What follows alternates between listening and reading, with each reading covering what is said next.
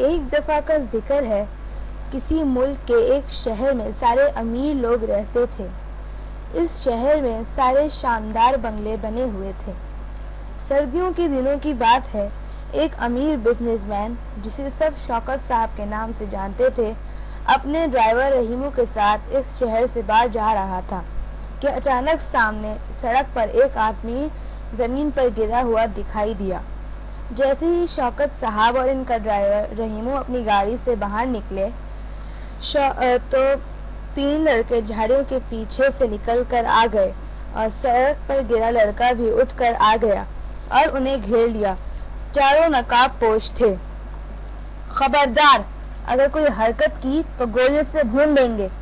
سب سے آگے والا نوجوان، جو شاید ان کا سردار بھی تھا، شوکت صاحب پر ریوالور تان کر بولا۔ شوکت صاحب اور ان کا ڈرائیور رحیمو چپ چاپ دم سادے کھڑے ہو گئے۔ شوکت صاحب کے ہاتھ میں 2 بریف کیس تھے، ایک کالے رنگ کا اور دوسرا نیلے رنگ کا، جو دیکھنے میں پرانا معلوم ہوتا تھا۔ جلدی سے پیسے نکالو، ہمارے پاس وقت نہیں ہے۔ لڑکا جو لال نقاب پہنا ہوا تھا چیخا۔ شوکت صاحب کو جیسی اس کی بات سن کر ہوش آ گیا، انہوں نے کالے رنگ کا بریف کیس اس کی طرف بڑھا دیا۔ دوسرا بھی دو، دوسرا ڈاکو غرایا۔ یہ تمہارے کام کا نہیں، اس میں رقم نہیں ہے۔ شوکت صاحب ہچکچائے۔ تم سوٹ کیس پکڑاتے ہو یا نہیں؟ اس نے ریوالور سیدھا کیا، ایسا لگتا تھا جیسے ابھی گولی مار دے گا۔ اچانک ان کا ڈرائیور رحیمو شوکت صاحب کے سامنے آ گیا۔ صاحب، اسے سوٹ کیس دے دیں اور باقی معاملہ اللہ پر چھوڑ دیں۔ یہ کہہ کر اس نے سوٹ کیس شوکت صاحب کے ہاتھ سے لال نقاب پوش کو دے دیا۔ اگر پولیس اسٹیشن نے ہمارے خلاف رپورٹ درج کروائی تو تمہارے لیے اچھا نہیں ہوگا۔ وہ لال نقاب پوش جاتے جاتے بھی انہیں دھمکی دینا نہیں بھولا۔ شوکت صاحب کے ساتھ اس حادثے کو ہوئے 3 ماہ گزر چکے تھے، مگر ابھی تک وہ اس واقعے کو بھلا نہیں پائے تھے۔ انہیں رقم کا افسوس نہیں تھا، کیونکہ ان کا شمار ملک کے ایسے کاروباری لوگوں میں ہوتا تھا جو بے حساب دولت کماتے تھے۔ آج بھی وہ دفتری کاموں سے فارغ ہو کر اس واقعے کے بارے میں سوچ رہے تھے۔ نیلے بریف کیس میں ان کے انتہائی اہم کاغذات تھے، جن کا گم ہونا ان کے لیے پریشانی کا باعث تھا۔ اتنے میں چپڑاسی نے انہیں اطلاع دی کہ 4 نوجوان آپ سے ملنا چاہتے ہیں۔ تو شوکت صاحب چونک گئے۔ انہوں نے فوراً انہیں اندر بلوایا اور ایک مسکراہٹ اپنے ہونٹوں پر سجا لی۔ وہ چاروں نوجوان صورت سے شریف نظر آتے تھے۔ آپ کی ایک امانت ہمارے پاس ہے، ہم چاہتے تھے کہ آپ کو لوٹا دیں۔ لمبے قد والا نوجوان نیلے رنگ کا بریف کیس ان کے آگے رکھتے ہوئے بولا۔ مگر یہ تمہارے پاس کہاں سے آیا؟ شوکت صاحب نے حیرت سے پوچھا۔ ان کی یہ بات سن کر وہ چاروں نوجوان ان کے قدموں میں بیٹھ گئے۔ ارے یہ کیا کر رہے ہو؟ شوکت صاحب نے اپنی کرسی سے اٹھنے کی کوشش کی۔ وہی جو ہمیں پہلے کرنا چاہیے تھا، وہ روتے ہوئے بولے۔ مگر آخر ہوا کیا؟ مجھے کچھ بتاؤ تو صحیح، شوکت صاحب نے پوچھا۔ تم بتاؤ، ان میں سے ایک نے لمبے قد والے لڑکے سے کہا۔ لڑکے کے بولنے سے پہلے ہی شوکت صاحب نے پوچھا، تمہارا نام کیا ہے؟ نعمان، اس لڑکے نے جواب دیا۔ ہم اس شہر کے سب سے غریب آبادی میں رہتے ہیں۔ میرے والد کا انتقال بچپن میں ہو گیا تھا اور والدہ گھروں کے چھوٹے موٹے کام کرتی تھی۔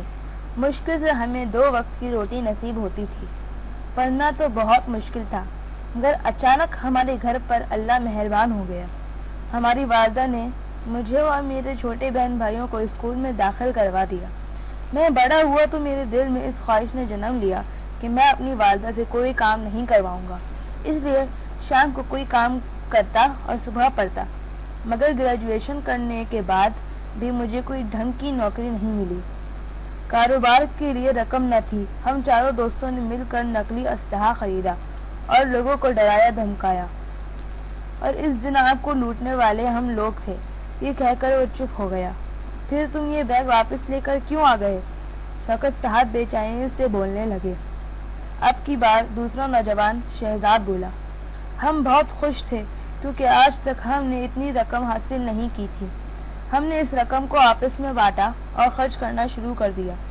پھر ہم نے سوچا کہ کیوں نہ اس نیلے بیگ کو بھی کھولا جائے تاکہ اس کی رقم بھی بانٹ لی جائے۔ تو جب ہم نے اسے کھولا تو اتنا کہہ کر دوسرا نوجوان خاموش ہو گیا۔ خاموش کیوں ہو گئے؟ آگے بتاؤ، آخر اس سوٹ کیس میں ایسا کیا تھا جو تم لوگ یہ بیگ مجھے واپس دینے پر مجبور ہو گئے؟ شوکت صاحب نے کہا۔ اس نے شوکت صاحب کی طرف ندامت سے دیکھا اور کہا، اس میں خط تھے، بہت سارے خط۔ کیا وہ خطوط تم لوگوں نے پڑھ لیے؟ شوکت صاحب نے چونک کر پوچھا۔ ہاں، کیونکہ وہ ہماری ماں، بہنوں اور ابا نے ہاتھوں سے لکھے ہوئے تھے۔ ایک نوجوان فیصل کی آواز کمرے میں گونجی۔ میری اماں نے لکھا تھا کہ بھائی صاحب، جب سے آپ نے مجھے ہر مہینے خرچ دینا شروع کیا ہے میرے بہت سے مسئلے حل ہو گئے ہیں۔ اور میرے ابا نے لکھا تھا کہ میرا پاؤں ایکسیڈنٹ میں ٹوٹ گیا تھا، اگر آپ بر وقت علاج نہ کرواتے تو آج میں باعزت طریقے سے روزی نہ کما رہا ہوتا۔ اب کی بات شہزاد بولا۔ چوتھے نوجوان مزمل نے بتایا، اور میری بڑی بہن نے خط میں لکھا تھا کہ امی کہہ رہی ہیں، اللہ کا شکر ہے، آپ نے میری 2 بڑی بہنوں کی شادی میں ہمارے لیے جو کیا اس کا اجر اللہ آپ کو دے گا۔ اگر آپ مزمل کو بھی کوئی نوکری دلوا دیں تو پریشانی حل ہو جائے گی۔ انہی میں سے ایک خط میرے ہاتھ کا لکھا ہوا ہے۔ میں نے 6 ماہ پہلے آپ سے کاروبار کے لیے رقم مانگی تھی۔ اب کی بار نعمان ندامت بھرے لہجے میں بولا، او ہو، تو یہ راز بھی فاش ہو گیا۔ سیٹھ شوکت اداسی سے بولے، آپ ہم چاروں کو معاف کر دیں، شاید ہمارے دلوں کو قرار آ جائے۔ ان چاروں نے شوکت صاحب کے پاؤں پکڑ کر روتے ہوئے کہا، مگر یہ ہوا کیسے؟ ہمارے گھر والوں کو بھی نہیں معلوم کہ ان کی مدد کرنے والا مہربان کون ہے؟ نعمان نے اچانک شوکت صاحب سے سوال کیا۔ اللہ تعالیٰ نے مجھے بہت دولت اور ہر نعمت سے نوازا، تو میں نے اس کا شکر ادا کرنے کے لیے اپنے آپ سے عہد کیا کہ میں دکھی انسانیت کی خدمت کروں گا۔ اس لیے میں اپنے پرانے ملازم رحیموں کو اعتماد میں لے کر غریب لوگوں کے بارے میں معلومات حاصل کرنی شروع کر دیں تاکہ ان کو منی آرڈر کے ذریعے کچھ رقم بھجوا سکوں، اور انہیں ایک بند فلیٹ کا پتہ بھجوا دیا تاکہ اگر انہیں کوئی مسئلہ ہو تو وہ اس پتے پر خط لکھ سکیں۔ میں اور رحیموں ہر مہینے کی شروع کی تاریخوں میں اس فلیٹ پر جاتے اور ضرورتوں کے مطابق رقم منی آرڈر کر دیتے۔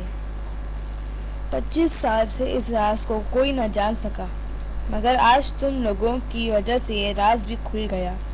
شوکت صاحب ایک ٹھنڈی آہ بھر کر بولے، شوکت صاحب، ہم آپ کے مجرم ہیں۔ ہم نے جس تھالی میں کھایا اسی میں چھید کیا۔ اب ہمارا ضمیر ہمیں بار بار کچوکے لگاتا ہے۔ مہربانی فرما کر ہمیں پولیس کے حوالے کر دیں تاکہ ہمارے ضمیر کی خلش دور ہو جائے۔ نعمان نے ہاتھ جوڑتے ہوئے کہا، میں تم لوگوں کو ایک شرط پر ہی معاف کروں گا۔ شوکت صاحب نے مسکراتے ہوئے کہا، ہم آپ کی ہر بات ماننے کو تیار ہیں۔